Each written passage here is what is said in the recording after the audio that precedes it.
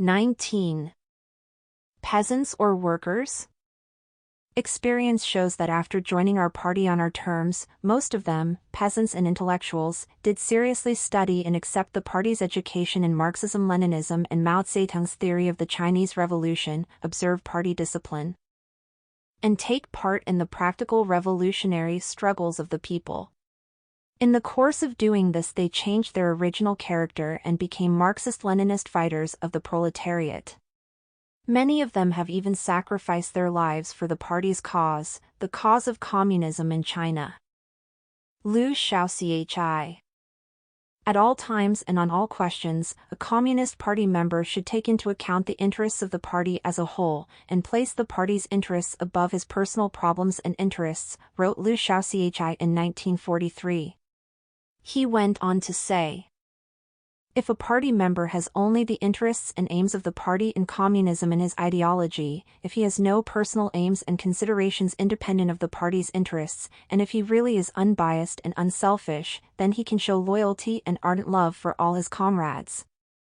Revolutionaries and working people, help them unconditionally, treat them with equality and never harm any one of them for the sake of his own interests. He will worry long before the rest of the world begins to worry, and he both and will rejoice only after the rest of the world has rejoiced.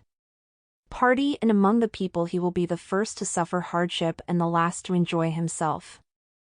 He never minds whether his conditions are better or worse than others, but he does mind as to whether he has done more revolutionary work than others or whether he has fought harder. He is capable of possessing the greatest firmness and moral courage to resist corruption by riches or honors, to resist tendencies to vacillate in spite of poverty and lowly status, and to refuse to yield in spite of threats of force. He is never afraid of truth. He courageously upholds truth, expounds truth to others and fights for truth.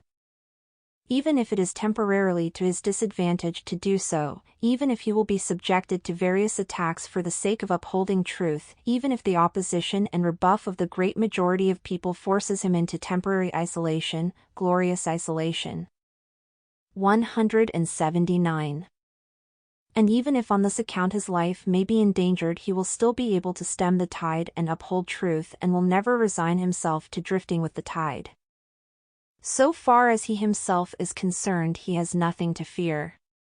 He takes care not to do wrong when he works independently and without supervision, and when there is ample opportunity for him to do all kinds of wrong things.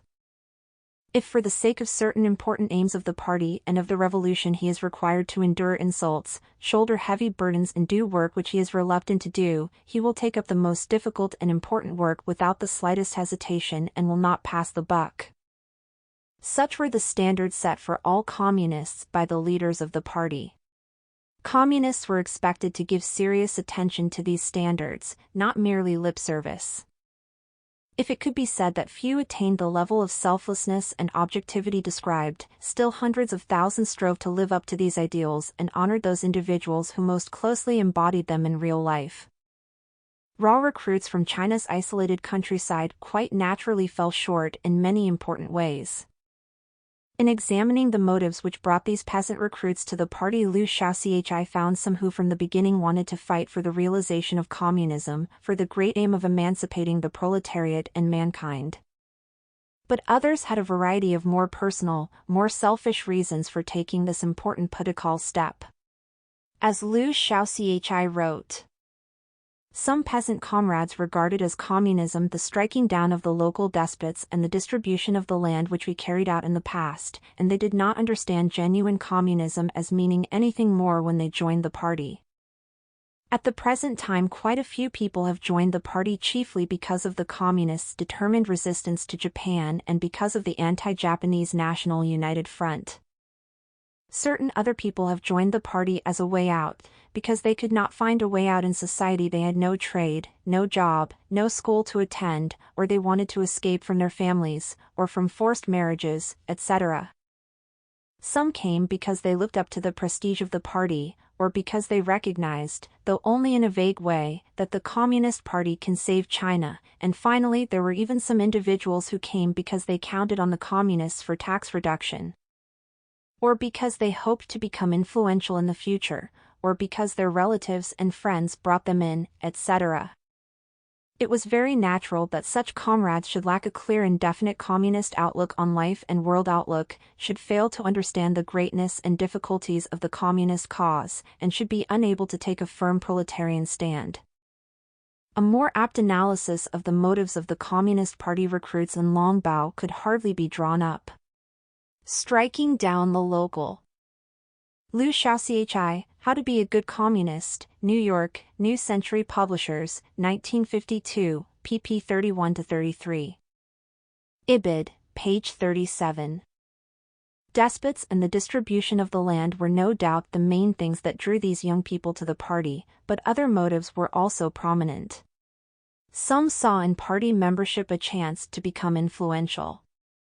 Militiaman Wang Manshi said when his reasons for joining the party were later questioned, "I thought to join the party was glorious. If one joined the party one could get position and power. I went to the district secretary to fill out the form but really knew nothing about the party at that time. The secretary explained, serve the masses, devote your life to their interests, their requirements. Never compromise with the enemy or submit to difficulties, but, after joined I was proud. I thought I had found a screen to protect myself and I did every bad thing." Chao Chune, an attractive young woman with a willowy figure, joined the party primarily to protect her husband and her brother-in-law at a time when they were in danger of attack from the Peasants' Association. She was a daughter-in-law in a well-to-do household that owned land both in Longbao and in the Western Mountains many miles away. Because the family hired at least one year-round laborer, its members were regarded at the time as rich peasants. To ward off the attack, Chao Chune sought out the young cadres of influence, carried on affairs with several of them, and was invited by them to join the party. By the time she actually did so, there is no doubt that her motives had undergone a subtle change. She had unintentionally caught some of her suitors' enthusiasm for the revolution.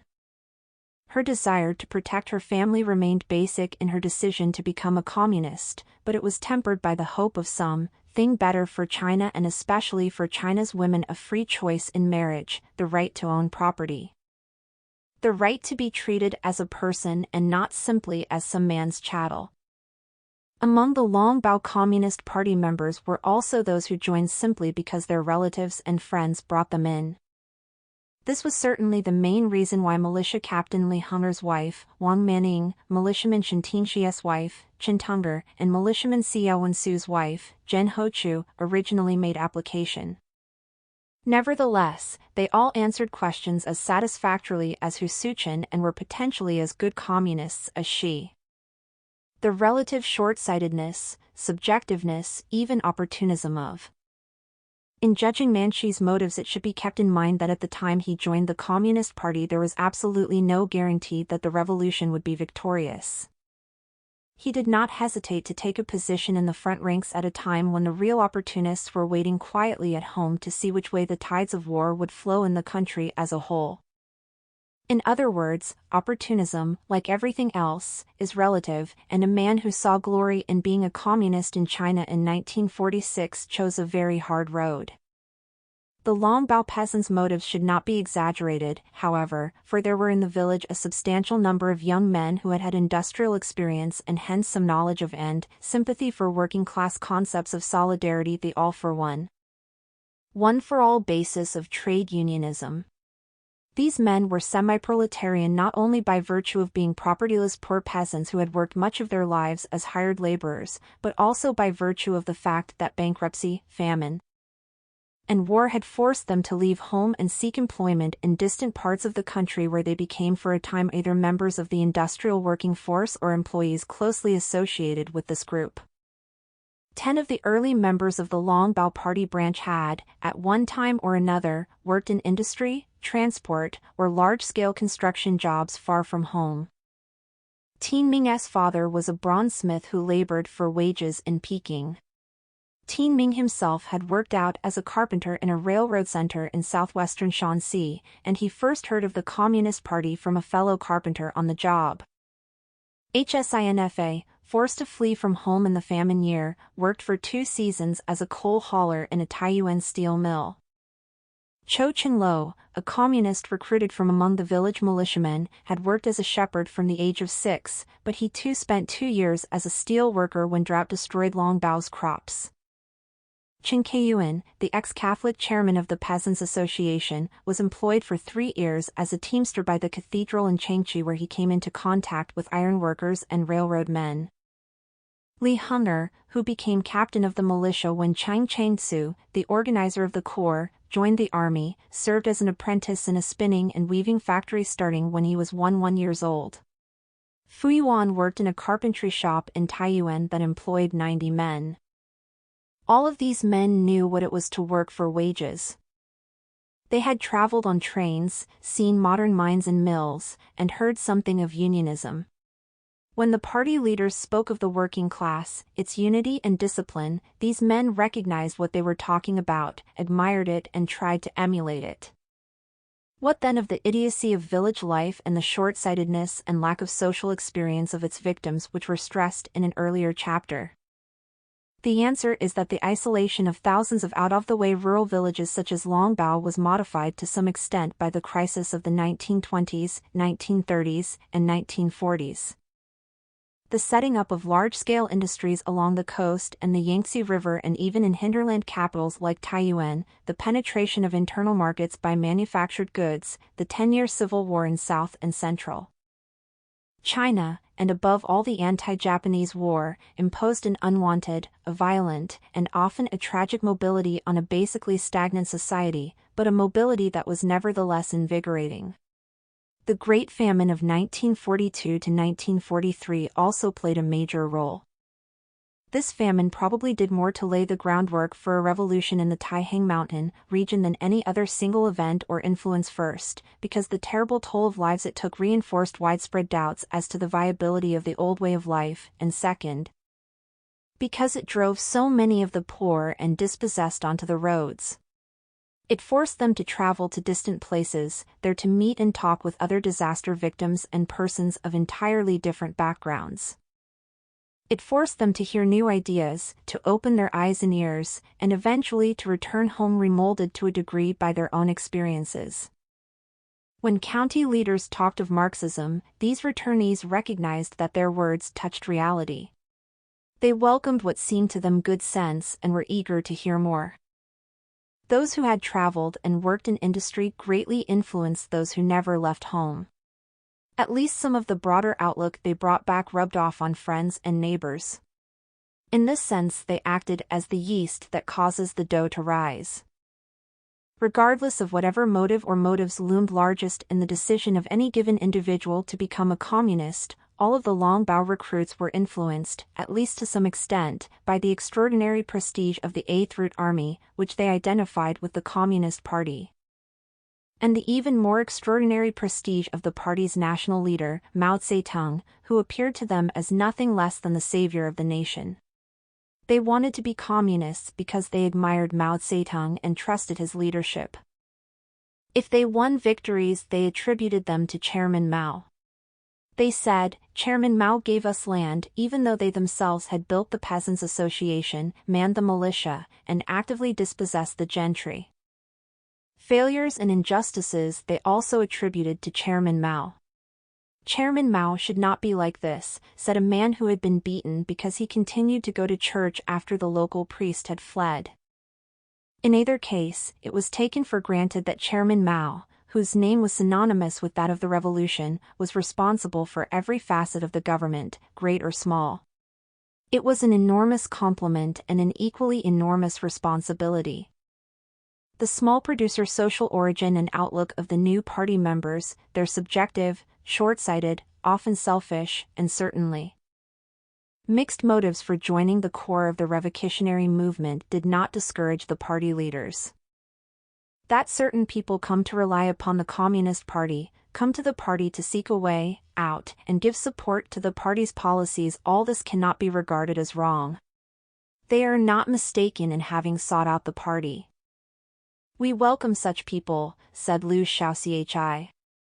He made it quite clear that the non-proletarian social origin of so many of its members and their subjective, one-sided motivation did not determine the class character of the party as a whole. The party remained a working-class party which transformed its non-working class recruits rather than allowing them to transform it. The determining factors are our party's political struggles and political life, its ideological education, and its ideological and political leadership. Through Marxist-Leninist education, party members of petty bourgeois, peasant, origin have undergone a thoroughgoing ideological reform, which changes their former petty bourgeois, peasant, nature and imparts to them the qualities of the advanced fighters of the proletariat. The principal problem in building the party in the village was thus, frankly recognized as a problem of ideological remolding the education and reformation of revolutionary-minded peasants. The first duty of every party member, as laid down in the constitution of the party adopted in May 1945, was therefore to endeavor to raise the level of his consciousness and to understand the fundamentals of Marxism-Leninism and Mao Zedong's theory of the Chinese Revolution. The other three duties were: 1. To observe party discipline strictly, to participate actively in inter-party political life and in the revolutionary movement in China, to carry out and practice the policy and decisions of the party, and to fight against everything inside and outside the party which is detrimental to the party's interest. 2. To serve the mass of the people, to consolidate the party's connection with them, to learn their needs and report them in good time, and to explain the policy of the party to them.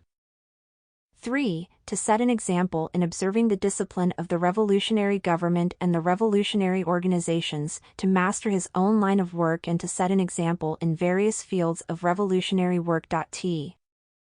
In the long run, the educational program of the Communist Party, the patient, reiterated efforts to reform, remold, and inspire the Liu Xiaochi, How to Be a Good Communist, pp. 37-38.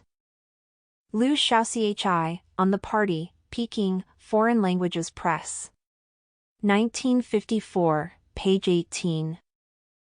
T. Squinting Eyes Face, pp. 159-160. Effective. Of their social origin, recruits regardless of their original motives for joining, the overwhelming majority of Long Bao's party members ended up wanting to be and trying to be good communists.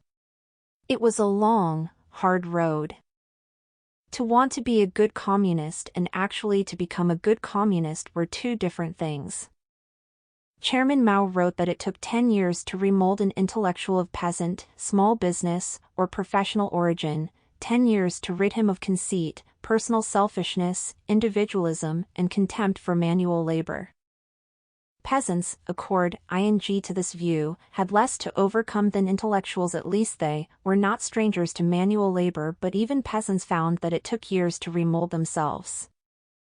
To master Marxism-Leninism, to expand each individual's political consciousness, to overcome subjectivism, reduce unprincipled vindictiveness, uproot that small producer's tendency to take advantage of others for personal profit, and unite to build a new world. This was the struggle that began in April 1, 1946 in Long Bao with the founding of the Communist Party branch there.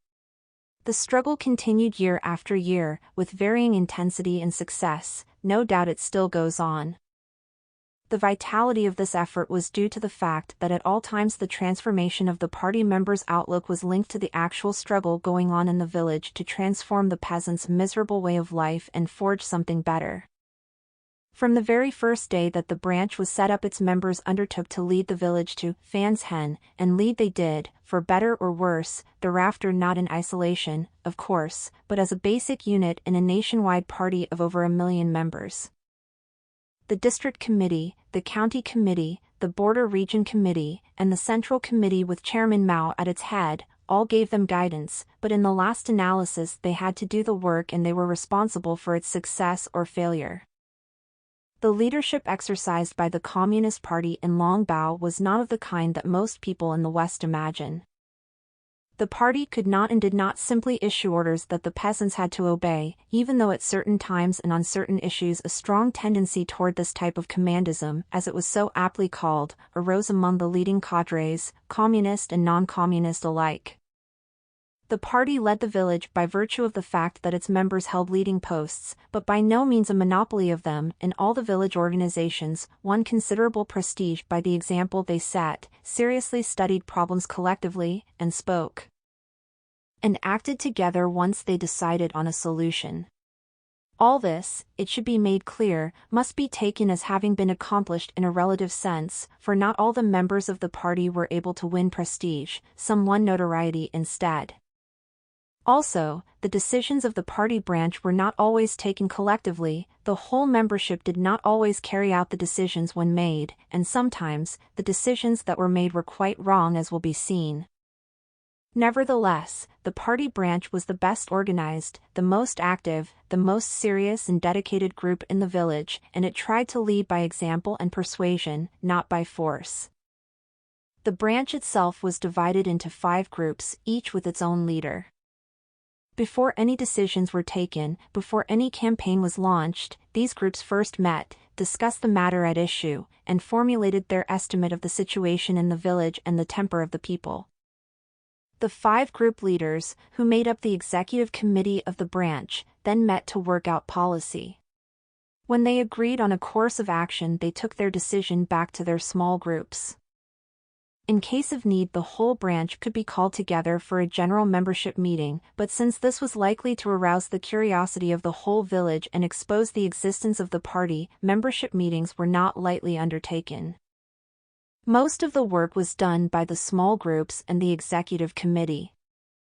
From the day of its founding in April 1946, the whole branch operated in the strictest secrecy.